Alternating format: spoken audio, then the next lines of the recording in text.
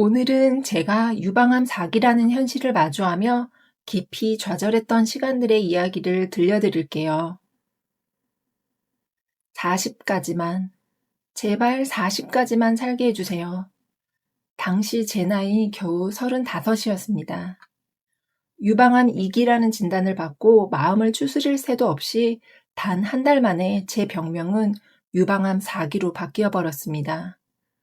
한 달 만에 바뀐 가혹한 현실 앞에서 저는 마치 빛이 하나도 들어오지 않는 아주 길고 깊은 어두운 동굴 속에 갇혀버린 느낌이었습니다.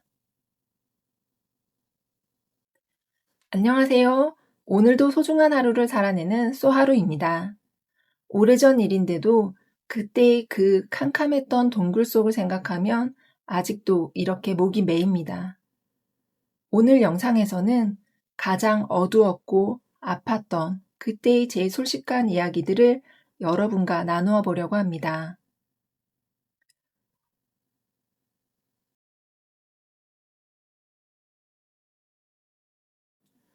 어디선가 작은 빛이라도 새어나오면 어떻게든 그쪽을 향해 기어서라도 걸어갈 텐데 온통 깜깜한 동굴 안에서 길을 잃은 저는 정말 어느 곳으로도 나아갈 수가 없었습니다. 제가 스스로 들어간 건 아니었지만 눈을 떠보니 제 현실이 캄캄한 동굴 한가운데에 있더라고요. 저 스스로도 감당이 안 되는 현실이었어요. 그래서 친한 친구들을 포함해서 주변 지인들에게도 투병 사실을 알리지 못했습니다. 제 자신이 아직 받아들이지 못했거든요. 그냥 카톡으로만 연락하면서 일 때문에 바쁜 척 만남을 계속 미뤘어요. 철저히 혼자가 되는 길을 택했던 거죠. 게다가 당시에 수술을 준비하면서 새로운 사실을 알게 됐어요. 신장에 붙어 있는 혈관 근지방종의 존재였는데요. 놀랍게도 크기가 무려 16cm가 넘었어요. 의사 선생님께서 그대로 두면 더 커지고 언제든 터질 수 있는 시한폭탄 같은 상황이라고 하시더라고요. 그래서 여러 과의 협진을 통해서 빠른 시일 내에 혈관 조영술로 크기를 줄여보기로 했습니다. 부분 마취로 진행된다고 해서 정말 많이 긴장했는데 다행히 특별한 통증 없이 시술은 무사히 잘 마칠 수 있었어요. 진단부터 이 모든 일이 단 3개월 안에 폭풍처럼 휘몰아쳤고 저는 이미 뼛속까지 지쳐 있었습니다.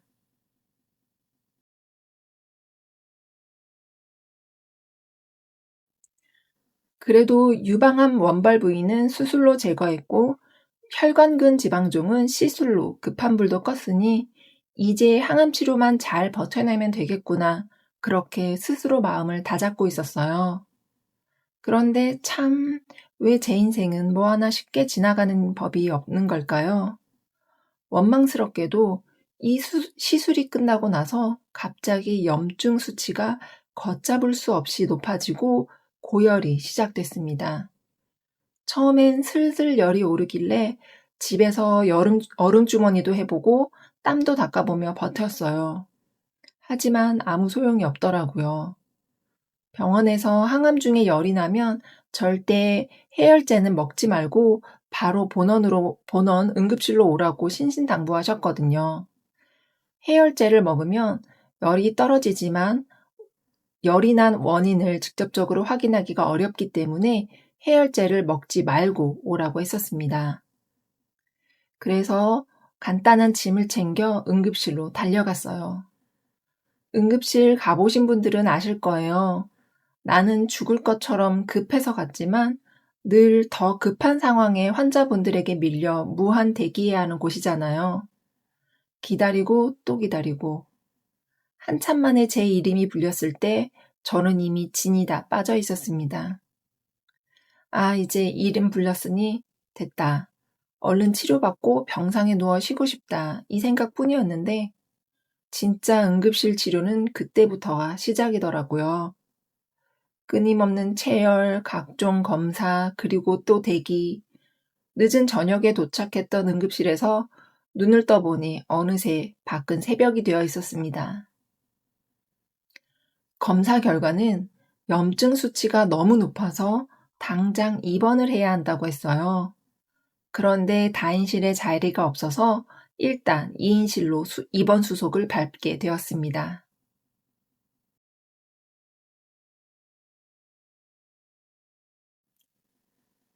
2인실 병실을 배정받고 병실에 들어갔을 때 창가 자리를 배정받아서 나름 다행이다 생각하고 있었어요. 그런데 커튼 하나를 두고 옆 병상에 계신 분이 계속 통증을 호소하는 소리가 들려왔습니다. 그분의 신음소리를 밤새 오롯이 들어야만 했어요. 그때의 저는 지금처럼 단단하지 못했어요. 너무 무르고 물러서 툭 건드리면 와르르 무너져 내릴 상태였거든요. 내 몸도 너무 아프고 힘들고 팔에는 수액줄이 주렁주렁 매달려 있고 너무 지쳐서 잠이라도 좀 자고 싶은데 그 신음소리 때문에 잠들 수가 없으니까 솔직히 말씀드리면 처음엔 짜증이 났습니다. 그런데 다음날 아침이었어요. 그 옆자리 분이 의료진과 호스피스 상담을 받으시더라고요. 일부러 들으려고 한 건 절대 아닌데 2인실은 커튼 하나 사이라 안 들을래야 안 들을 수가 없는 구조잖아요. 상담 내용을 듣고서야 알게 되었습니다. 그분도 저와 같은 유방암 4기 환우분이셨어요. 그 사실을 알게 된 순간 밤새 짜증냈던 제 마음이 너무나 큰 미안함과 안타까움으로 바뀌었습니다. 그리고 그분의 모습이 곧 다가올 내 미래 같아서 커튼 속에서 숨죽여 하염없이 울었습니다. 해열제가 들어가면서 몸의 열은 서서히 잡혀가는데 눈물은 더 뜨겁게 흐르더라고요. 이 상황이 머지않은 미래의 내 모습인 것만 같아서 가슴이 찢어지게 아팠습니다.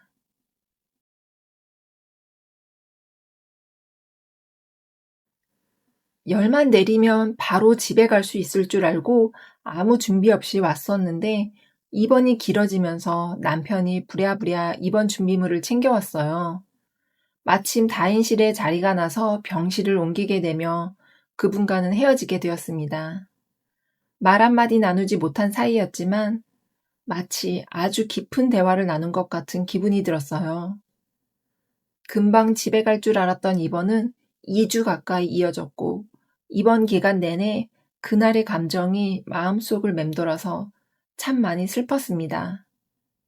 그냥 이 세상이 나에게 참 가혹하다는 생각만 가득했던 것 같아요.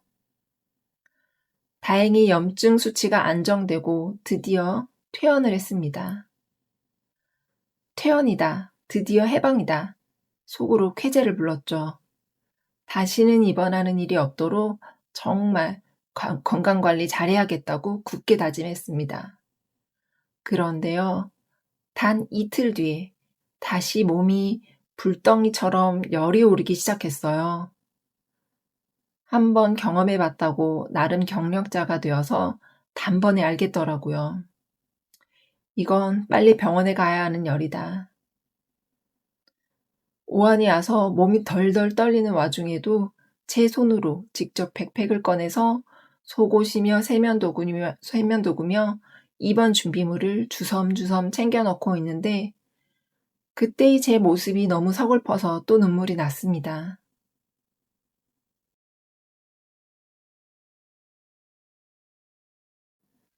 그렇게 두 번째 입원을 한 게 12월 초쯤이었어요. 병동 곳곳이 온통 반짝이는 크리스마스 장식으로 가득하더라고요. 크리스마스를 병원에서, 그것도 항암 병동에서 맞이하게 될 줄이야. 참, 너무 막막하고 슬펐습니다. 병실 창밖을 내다봤는데 나뭇잎이 딱 한두 개 남아있는 앙상한 나무가 보였습니다. 마치 마지막 잎새 같았어요. 저 잎이 떨어지면 나도 죽을 것만 같아서 창밖을 보며 또 하염없이 울면서 기도했습니다. 하느님, 제발 40살까지만 살게 해주세요.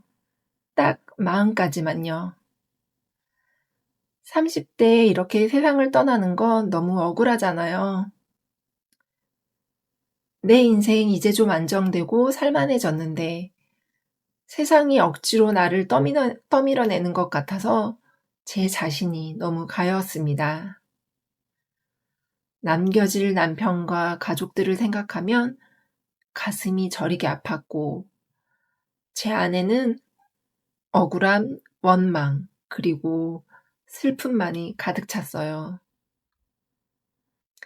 그렇게 저는 한동안 아주 깊은 동굴 속에서 길을 완전히 잃고 서 있었습니다.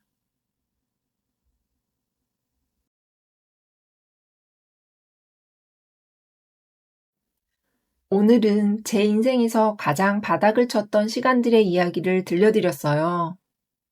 하지만 여러분, 저 결코 그 깊은 동굴 속에서 울고 좌절하고만 있지 않았답니다. 다음 영상에서는 그럼에도 불구하고 제가 다시 어떻게 길을 찾아 걷기 시작했는지 그 치열한 희망의 이야기를 들려드릴게요.